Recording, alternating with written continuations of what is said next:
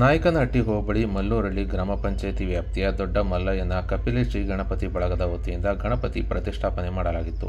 ಇನ್ನು ಗಣಪತಿಯನ್ನು ಸತತ 5 ದಿನಗಳ ಕಾಲ ತರತರಹದ ಅಡುಗೆ ಮಾಡಿ ನೈವೇದ್ಯ ಸಲ್ಲಿಸಿ ಮೋದಕ ಪ್ರಿಯ ಗಣೇಶನಿಗೆ ವಿಶೇಷ ಪೂಜಾ ಕಾರ್ಯಗಳನ್ನು ನೆರವೇರಿಸಲಾಗಿದೆ ಎಂದು ಗುತ್ತಿಗೆದಾರ ಮಲ್ಲಯ್ಯ ಅವರು ಮಾತನಾಡಿದರು.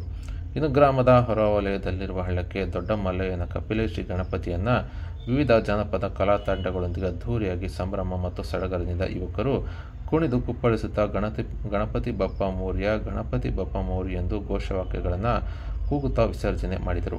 ಈ ವೇಳೆ ಯುವ ಮುಖಂಡ ಎತ್ತಿನಹಟ್ಟಿ ದೇವರಾಜ್ ಅವರು ಮಾತನಾಡಿದ್ದು, ಪ್ರತಿ ವರ್ಷ ಮಲ್ಲೂರಳ್ಳಿ ದೊಡ್ಡ ಮಲ್ಲಯ್ಯನ ಕಪಿಲೆ ಗ್ರಾಮಸ್ಥರು ಮತ್ತು ಯುವಕರು ಸಂಭ್ರಮ ಮತ್ತು ಸಡಗರದಿಂದ ಗಣೇಶ ಹಬ್ಬವನ್ನು ಆಚರಣೆ ಮಾಡುತ್ತಿರುವುದು ಸಂತಸ ತಂದಿದೆ ಎಂದು ತಿಳಿಸಿದರು.